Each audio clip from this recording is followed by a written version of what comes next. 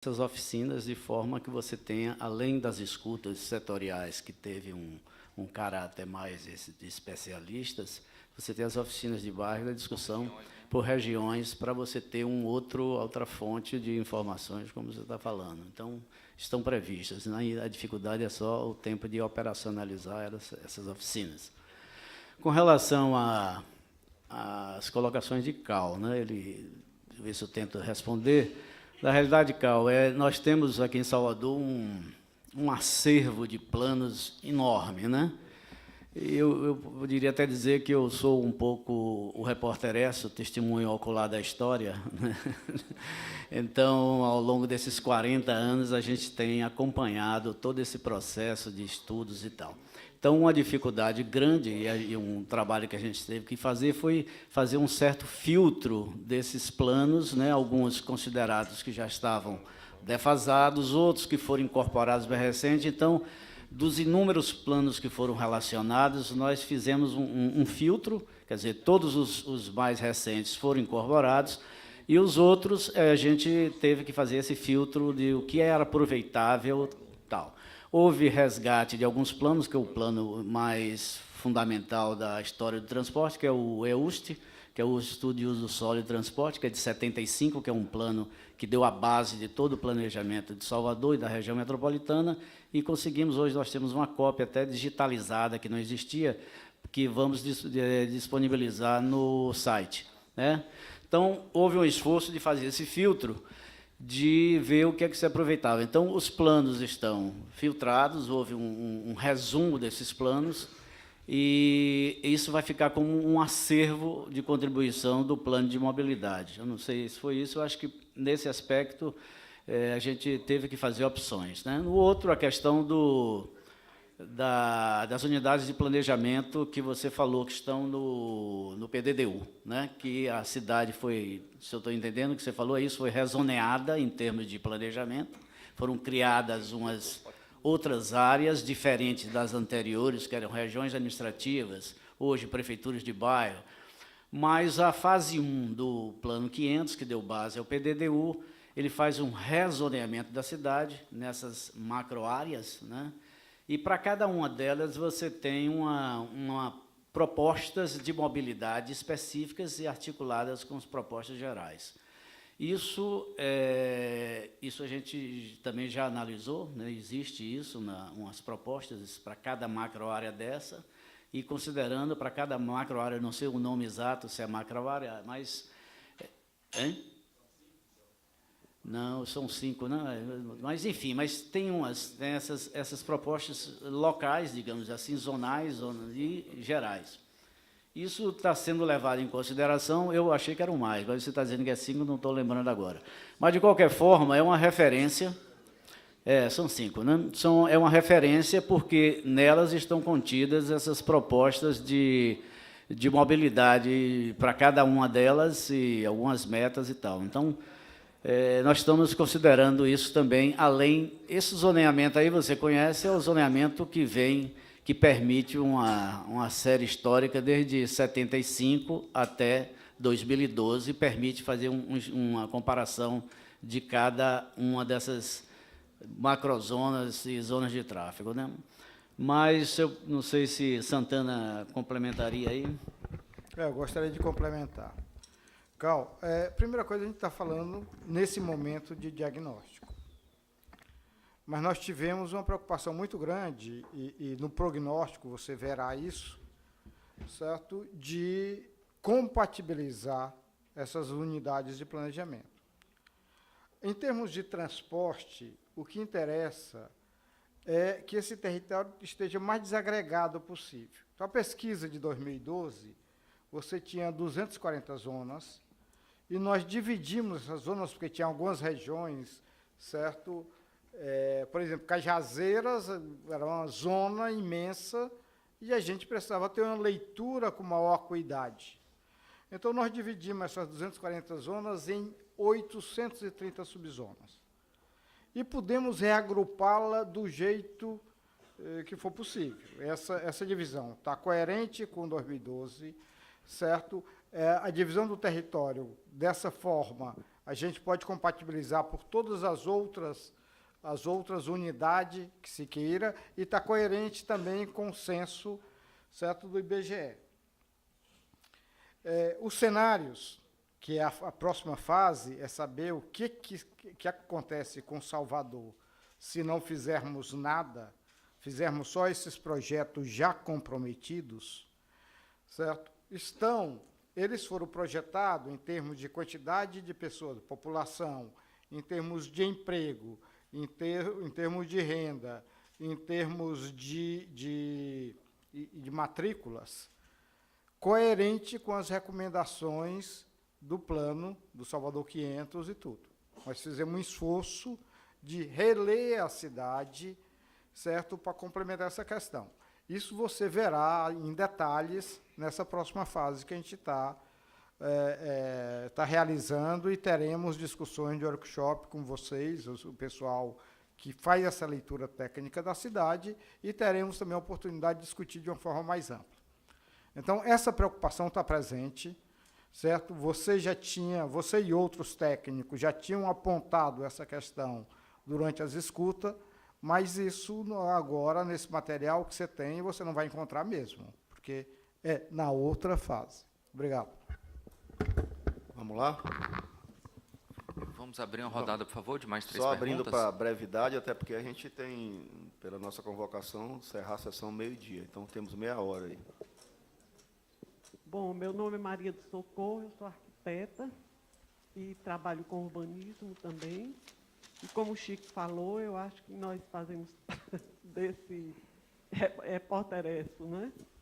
Então, a primeira coisa que eu ouvi o senhor Santana falar é que é a questão dos planos não terem nenhuma vinculação com a topografia da cidade.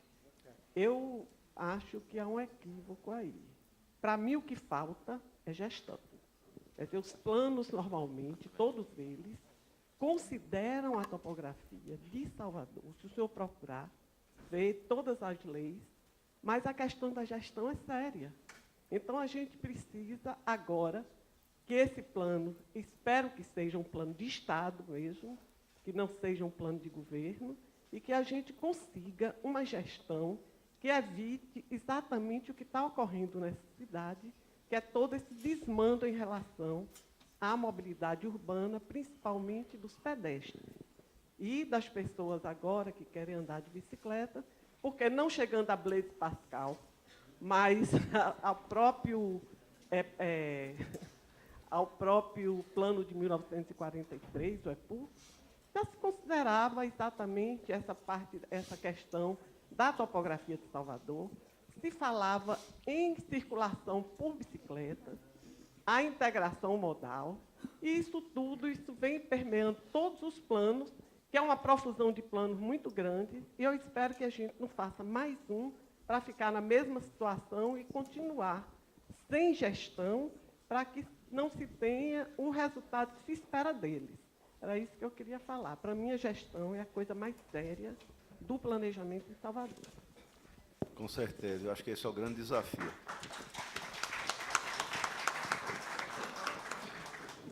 Só respondendo rápido ali, inclusive, o plano não vai ser feito só o plano. Depois do plano pronto, nós vamos ter uma estrutura para a implantação do plano. Então, nós vamos ter um gerenciador do plano. Bom dia, meu nome é Antônio Lima. Eu sou simpatizante pela causa ciclística, sou ciclista, pedalo bastante. Sou autônomo no sentido de que não represento nenhum grupo, mas eu acho que nós somos uma maioria. Hoje o que a gente percebe é que, sem dúvida alguma, o ciclismo em Salvador cresceu muito, e o investimento que a Prefeitura fez, a gente tem um entendimento, eu tenho esse entendimento, que foi muito focado inicialmente no turismo, no sentido do ciclismo de lazer, que hoje isso vem avançando.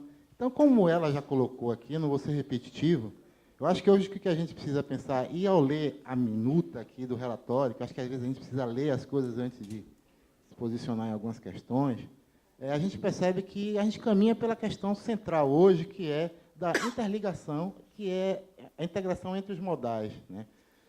bicicleta, metrô. É incrível, assim, eu acho corajoso se falar assim, plano de mobilidade sustentável de Salvador, com a região metropolitana que a gente tem, que é uma cidade, né? Então, eu acho isso corajoso. E acho que a gente tem que avançar nesse pensamento, né? Então, assim, a minha sugestão, ao ler o relatório, assim, sem um objetivo, não sou um especialista na área, apesar de economista, mas não sou especialista nessa área de trânsito, o que a gente percebe no uso, no uso diário de quem faz a bicicleta, é que a gente tem uma área, são vias como Bonocô, Iguatemi e Avenida Paralela, que são as vias, assim, que ao mesmo tempo são as vias mais perigosas da cidade para o ciclista, e que a gente não tem hoje, eu não consigo ver o cenário em que você consiga fazer uma ligação intermodal de forma eficiente, né? A gente está vendo o metrô avançando, o motel avançando, mas assim eu como ciclista, a cada dia eu estou louco para ver como é que vai funcionar essa ciclovia que se fala e que a gente vê principalmente na paralela, né?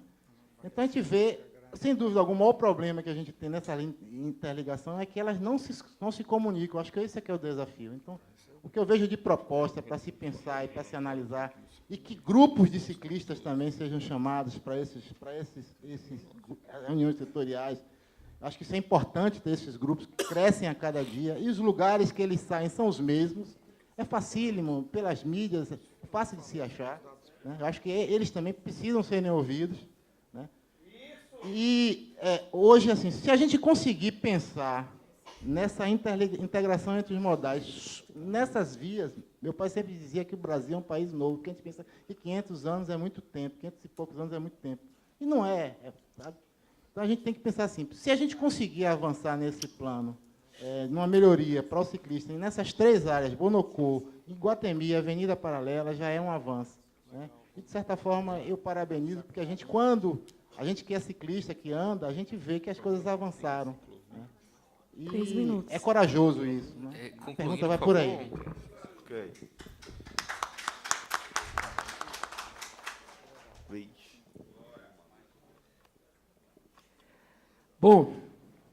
Bom dia a todos. Eu sou Henrique Baltazar, eu sou presidente do Sindicato dos Motociclistas, Motoboys e Mototaxistas do Estado da Bahia.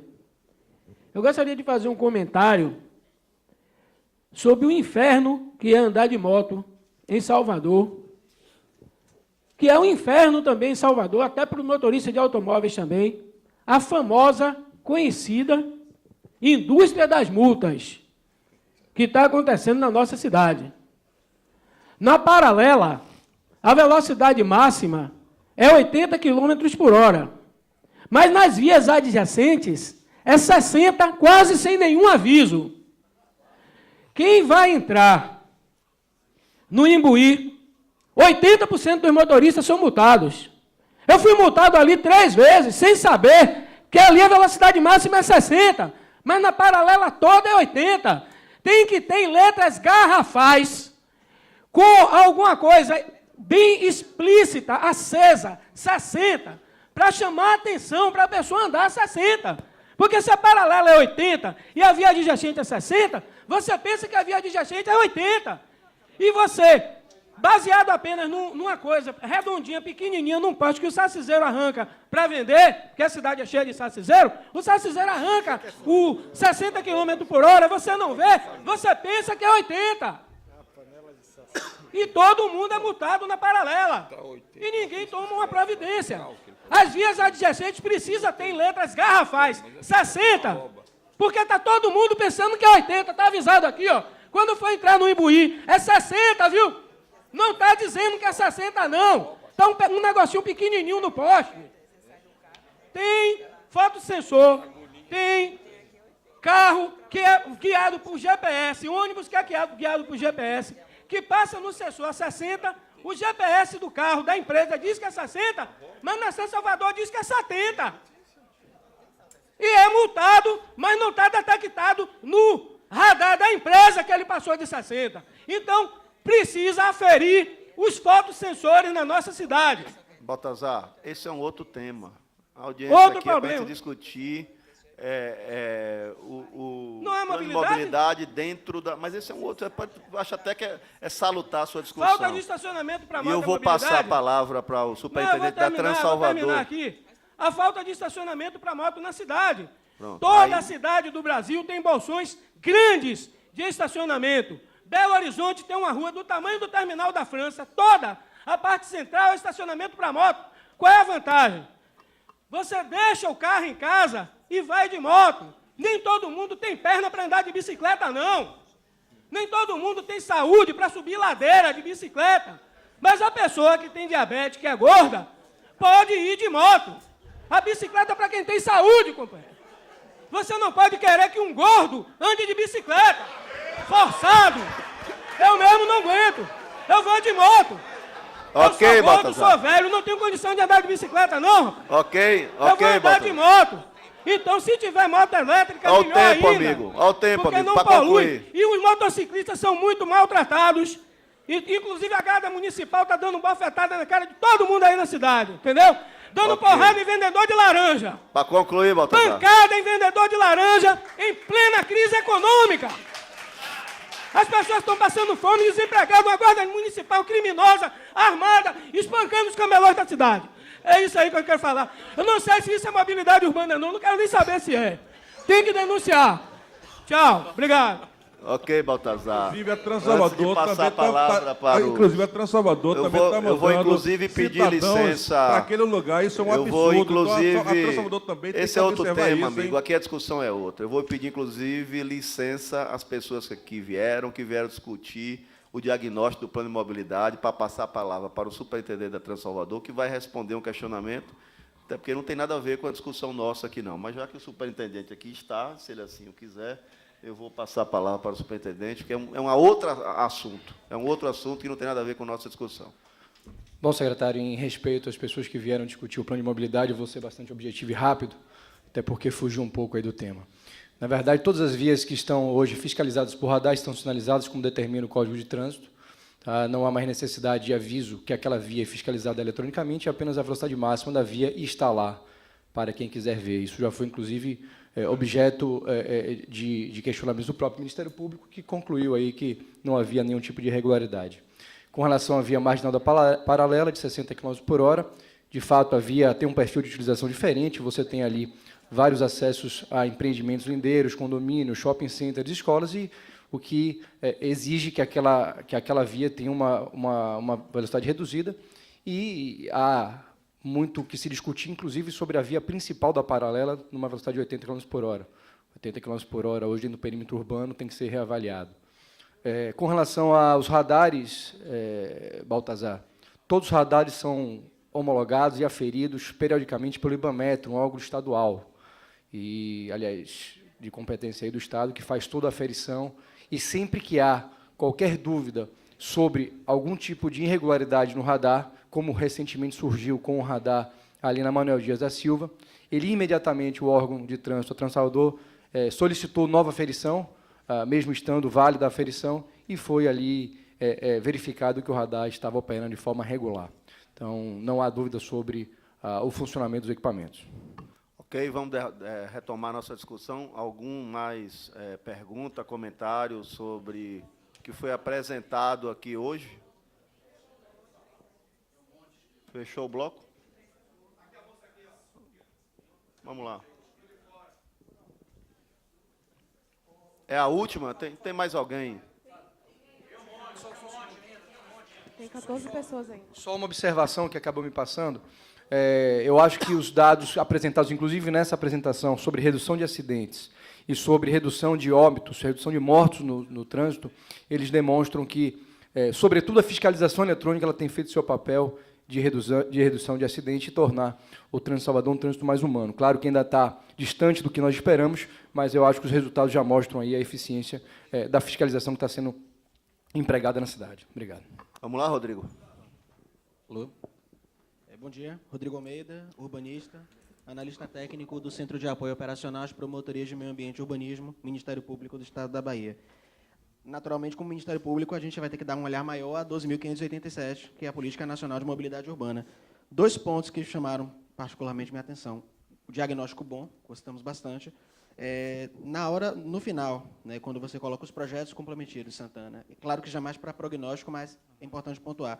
Você destacou as proposições envolvendo o sistema viário e envolvendo sistemas de transporte coletivo, o que vai ser implementado, o que já está sendo implementado.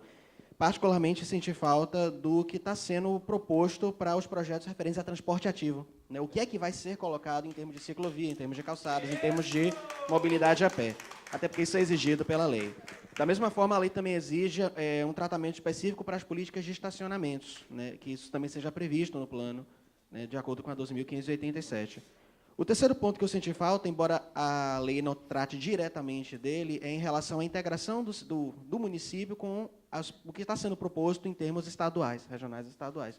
Notadamente, o Sistema Viário Oeste, né, cujo carro-chefe aí de marketing, de apresentação é a Ponte Salvador e Itaparica, e a integração com os VLTs metropolitanos, e também com a proposta de VLT que está sendo proposta para o subúrbio, né, a rede que vai em substituição às linhas de trens. Senti falta disso na apresentação e creio que é importante comentar algo a respeito. Obrigado. Próximo, vamos ao bloco de 3 para a gente responder.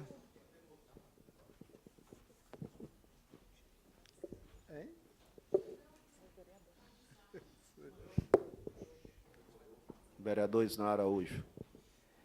Bom dia a todos, eu sou o vereador Isnar de Araújo, vice-presidente da Câmara. Parabenizar ao prefeito Assemineto, que através do competente secretário Fábio Mota, e agora com a doutora Cristina Seixas, nosso nobre colega Fabrício, na apresentação. O projeto vai chegar na Câmara, onde nós ainda o discutiremos nas suas nuances, né, enfim, lá é a casa do contraditório, mas, apesar de já ter sido contemplado nas várias perguntas, eu vou na linha de raciocínio do nosso amigo, eu não lembro o nome, Rodrigo.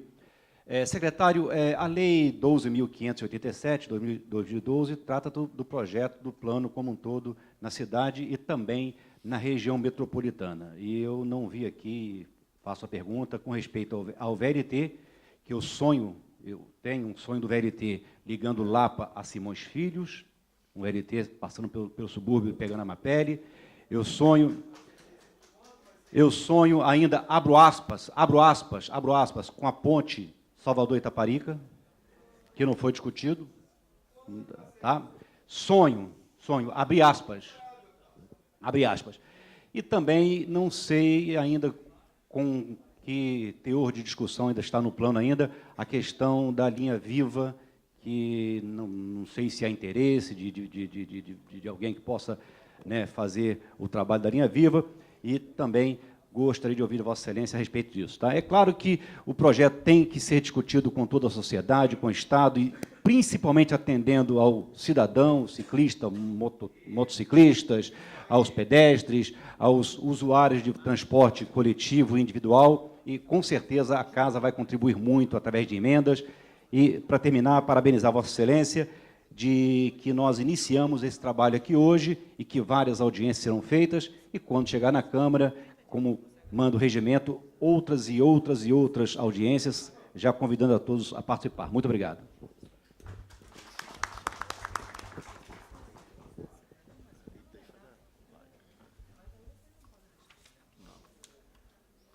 Bom dia a todos. Bom dia, senhor Fábio Mota. Como o senhor Santana falou, né, que 56% da população baiana é transportada por moto.